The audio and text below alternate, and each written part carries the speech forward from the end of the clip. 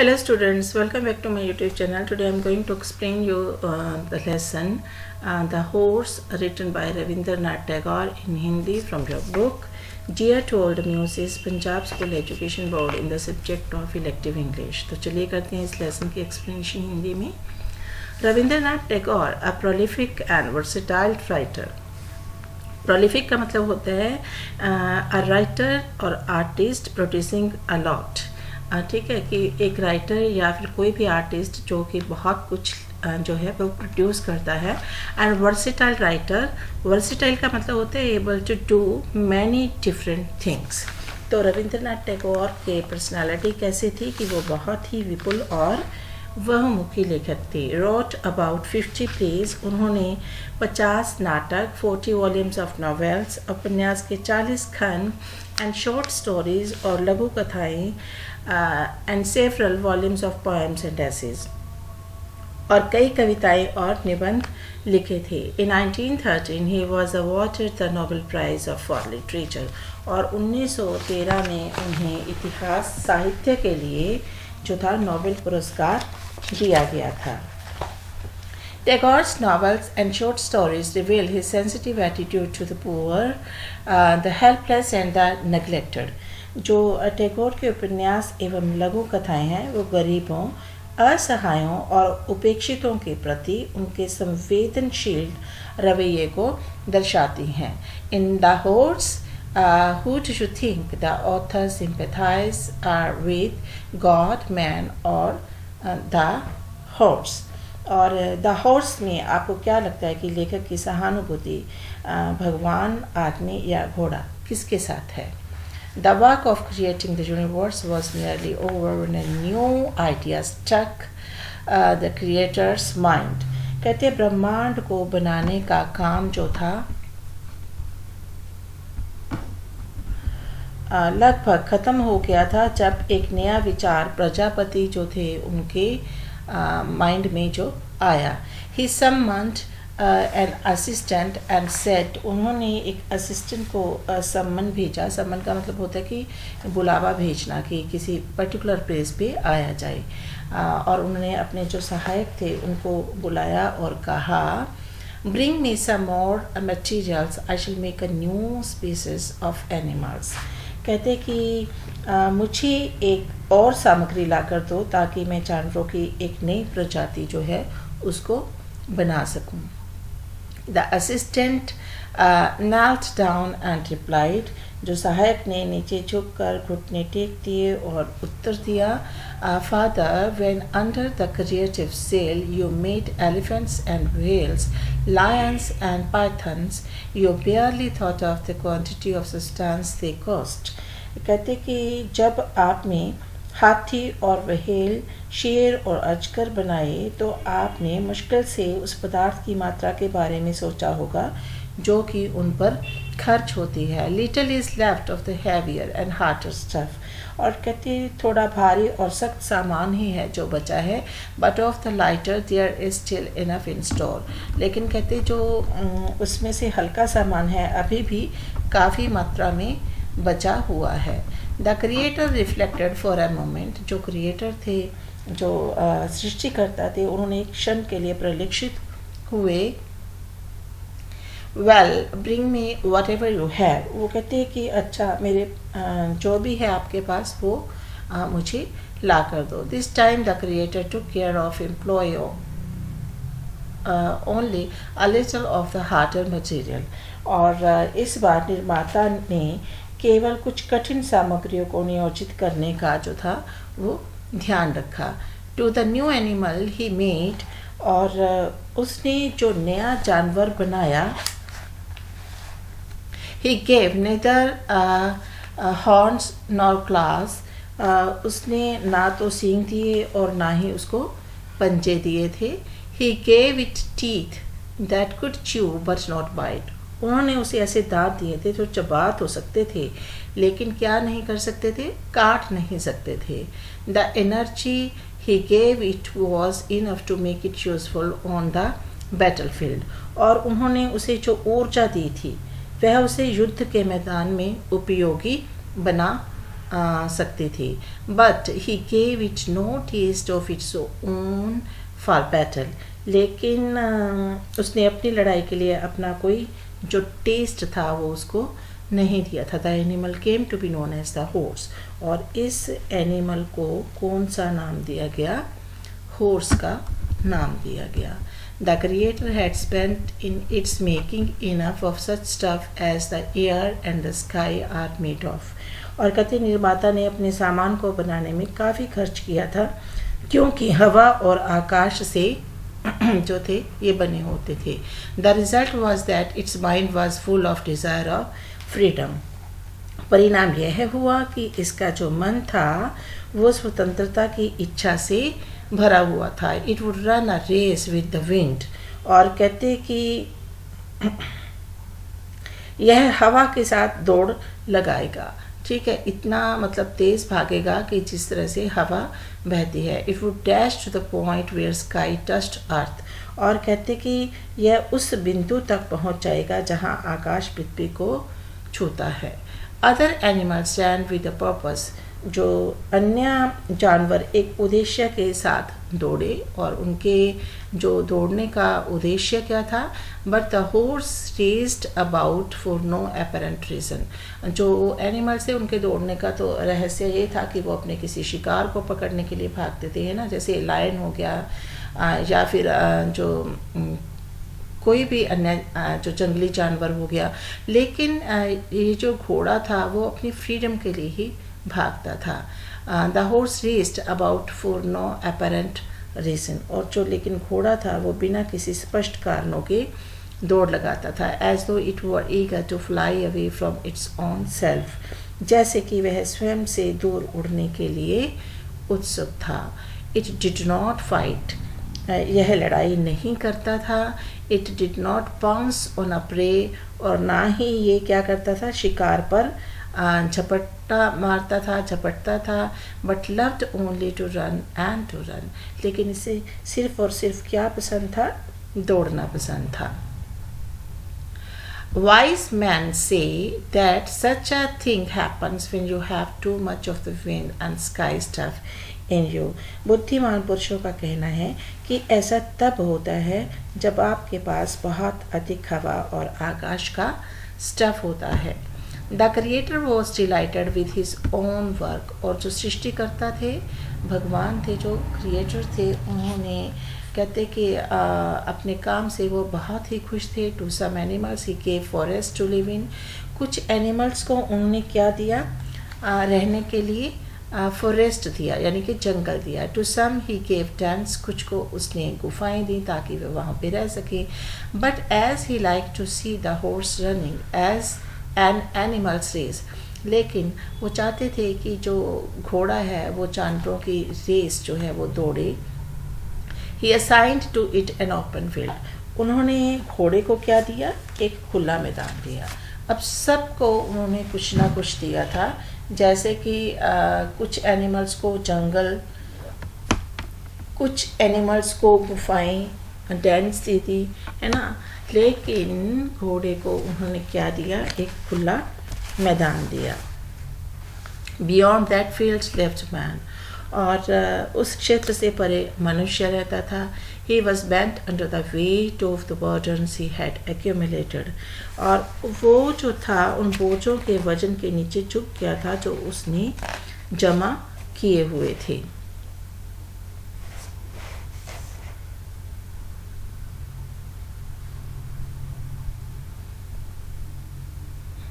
As he saw the horse, जैसे ही उसने घोड़े को देखा, he knew that he would be able to shift his burden on its back। उसको ये पता चल गया कि वो जो उसकी बैक है, उसकी जो पीठ है, उस पर अपने सारे बर्डन्स जो हैं वो लाद सकता है। somehow he could capture it, और किसी ना किसी तरह जो था, कहते कि वो उसे क्या करना चाहता था? पकड़ना चाहता था, और उसने इसे पकड़ भी लिया था। One day he cast his nets and captured the horse। एक दिन उसने अपना जाल डाला और घोड़े पर कब्जा कर लिया।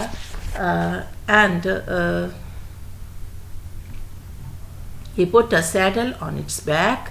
इसने इसके पीठ पर क्या रखा? सैडल. सैडल क्या होता है? एक जो बैठने के लिए जो सीट बनाई होती है, ऑलमोस्ट चमड़े की बनी होती है. And A curve in its mouth, और इसके जो माउथ था, ठीक है, उसमें इसने क्या लगा दिया?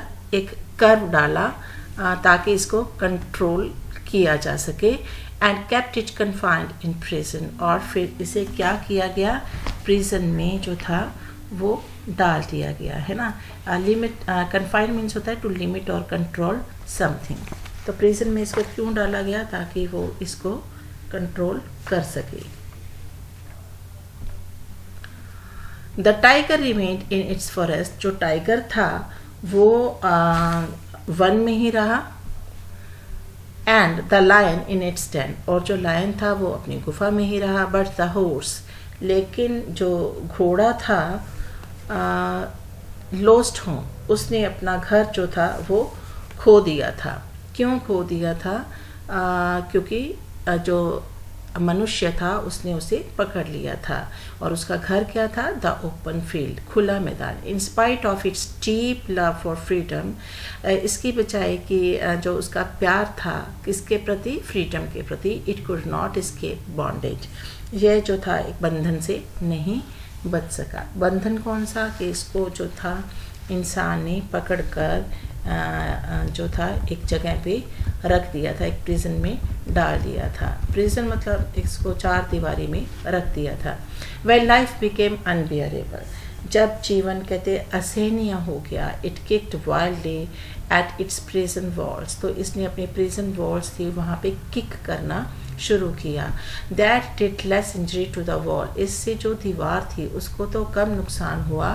Then to the horse hoof, लेकिन इसके जो खुर थे, ठीक है, उनको ज़्यादा नुकसान पहुंचा. बट आफ्टर कांस्टेंट किक्स, लेकिन जो कांस्टेंट किक्स के बाद जो क्या हुआ? अब जब उसको चोट तो लगी होगी. Bits of plaster began to fall off, फिर क्या हुआ कि जो प्लास्टर के टुकड़े थे वो गिरने लगे थे. इट मेड मैन एंग्री, और इस चीज़ ने क्या किया? जो इंसान था उसको नाराज़ कर दिया. That is what I call ingratitude, और कहते इसको ही हम क्या कहते हैं? इनग्रेटिट्यूड कहते हैं. इनग्रेटिट्यूड का मतलब होता है the state of not showing thanks, कि मैंने इसको पकड़ा, इसको रहने के लिए जगह दी, ठीक है, लेकिन फिर भी इसने क्या किया? इसने मेरा थैंक्स नहीं किया. He said I feed it, और उसको ग्रेटिट्यूड, इनग्रेटिट्यूड क्यों कहा?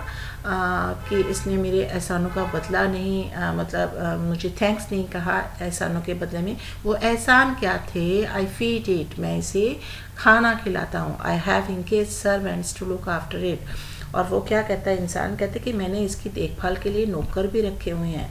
But the wretched animal does not see my kindness, लेकिन कहते ये जो एनिमल है ना वो मेरे जो है मुझ पर जो है मेरी दया को नहीं देखता है, ठीक है. Firm measures were taken to tame the horse, और फिर अब क्या हो गया कि जब घोड़े ने इतना कुछ कर दिया और उसके जो मालिक था उसको गुस्सा आ गया, इंसान को गुस्सा आ गया, तो फिर उसने क्या किया? कहते कि उसने उसको वश में करने के लिए बहुत दृढ़ उपाय किए. At last man could say proudly that there was not a creature more faithful to him, और अंत में आदमी ने गर्व से कहा कि कोई प्राणी उसके प्रति अधिक वफादार जो था वो नहीं था. Claws and horns it had not, nor did it have teeth which would bite. और कहता कि इसके पंजे और सींग नहीं थे, ना ही इसके दांत थे कि यह काट सकते थे. Even kicking it had to give up for fear of the whip. यह किक कर सकता था, लेकिन उसने भी उसे भी जो कोड़े के डर से हार माननी पड़ी थी, क्योंकि अगर वो दोबारा से किक करता तो क्या होता? उसके कोड़े पड़ते. इसलिए जो घोड़ा था वो डर के मारे जो किक नहीं कर रहा था. All that was now left to it was to neigh, और अब वो घोड़ा जो बंधन में बंध गया था वो क्या कर सकता था? सिर्फ हिनहिना सकता था. One day the creator heard the distressed neighing, और एक दिन जो सृष्टिकर्ता ने घोड़े की डिस्ट्रेस्ड जो आवाज़ थी उसको सुना। He woke up from his meditation, और वो अपनी जो ध्यान से जाग गया। एंड लुक्ड डाउन, और उसने नीचे देखा। एट द ओपन फील्ड्स, कहाँ देखा? खुले मैदान में। On the earth, of the earth, ज़मीन पर। ठीक है, जब क्रिएटर ने घोड़े की डिस्ट्रेस्ड आवाज़ को सुना तो वो अपनी मेडिटेशन से बाहर आया और उसने नीचे ज़मीन पर खुले मैदान की ओर देखा। The horse was not there, और जो घोड़ा था वो वहाँ नहीं था। He summoned death and set. Summon का मतलब होता है to order to a person to come to a place. फिर उसने जो था मौत को बुलाया और कहा, दिस इज योर डूइंग, यह तुम्हारा काम है। You have got hold of my horse, तुमने मेरा घोड़ा पकड़ लिया है। डेथ सेड, जो मृत्यु ने कहा, एटर्नल फादर, एटर्नल मीन्स अनंत, अनंत पिता, you always look upon me with suspicion, और कहती कि आप हमेशा मेरी और संदेह से देखते हो। सस्पिशन मीन्स संदेह। बट भी गुड इनफ टू कास्ट, लेकिन अच्छा होगा अगर आप मनुष्य के घर पर अपनी नज़र करो। Your eyes on the house of man, कहते अपनी आइज को कहाँ पे कास्ट करो? जो इंसान के घर पे कास्ट करो। The creator looked out again and saw the horse standing in a narrow walled space, neighing weakly. और जो क्रिएटर था उसने क्या देखा कि घोड़ा एक तंग जगह और दीवारों के बीच था, और वो बहुत ही कमज़ोर आवाज़ में हिनहिना रहा था। He said to man, उसने जो आदमी से कहा, unless you set the horse free, I shall give it teeth and claws like the tigers.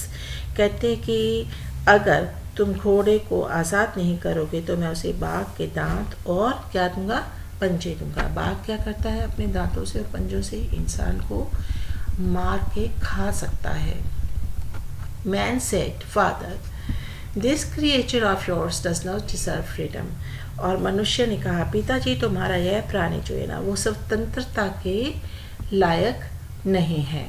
Look what a nice table I have built for its comfort and well-being.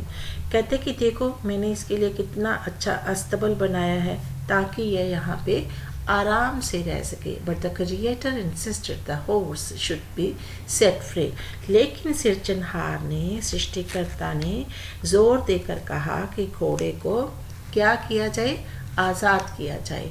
Man said, आदमी ने कहा, आई शैल ओबे your will, कि मैं आपकी इच्छा को मानूंगा। और भगवान की इच्छा क्या थी? कि घोड़े को आज़ाद किया जाए। But I am sure you will change your mind in a way can agree that my stable is the best place for it. लेकिन कहते कि आप अपना माइंड जो है ना उसको चेंज कर लोगे एक वीक में, और वह भी क्यों चेंज होगा? क्योंकि आपको लगेगा कि मेरा जो अस्तबल है इससे अच्छी जगह इसके लिए कोई और हो ही नहीं सकती। Man then corded together the front legs of the horse and set it free. फिर जो आदमी था उसने घोड़े के जो आगे के पैर थे उनको आगे की तरफ खींचा, and thus tied it could only hop about in the manner of a frog. और फिर उसने उसके दोनों पैरों को क्यों जो था वो बांध दिया था? ताकि वो एक स्थान पर मेंढक की तरह कूद सके। From heaven the creator could see the horse, और जो स्वर्ग था वहाँ से जो सृजनहार थे, जो सृष्टिकर्ता थे, जो क्रिएटर थे, वो किसको देख सकते थे? घोड़े को देख सकते थे। बट नॉट द कोड, लेकिन वो किसको नहीं देख सकते थे? वो कोड को नहीं देख सकते थे। ही ग्रू रेड विथ शेम, और वो जो थे शर्म से लाल हो गए। So that was the sort of creature he had made, और वो सोचने लगे कि तो ये क्रिएचर था, ये प्राणी था जिसे मैंने बनाया था। He admitted to himself that it was one of the worst blunder he had ever committed. और उनको लगा कि भैया ये तो उसने सबसे बड़ी गलती की है। मैन सेड, आदमी ने कहा, what is to be done with it, कि मैं इसके साथ अब क्या करूं। Are there no fields in heaven where it might be sent to roam? कहते क्या स्वर्ग में कोई ऐसा मैदान नहीं है जहाँ पे कि यह घूम फिर सके। द क्रिएटर आंसर्ड, और जो क्रिएटर थे, जो सृजन करता थे, उन्होंने कहा, I have had enough of it, कहते मेरे लिए इसके लिए, मेरे पास इसके लिए काफ़ी है। Take the creature back to your stable, but कहते कि इस क्रिएचर को, इस एनिमल को अपने साथ लेकर जाओ। मैन सेड, आदमी ने कहा, but father what a burden it will be to me, कहते कि ये मेरे ऊपर एक जो था बर्डन होगा।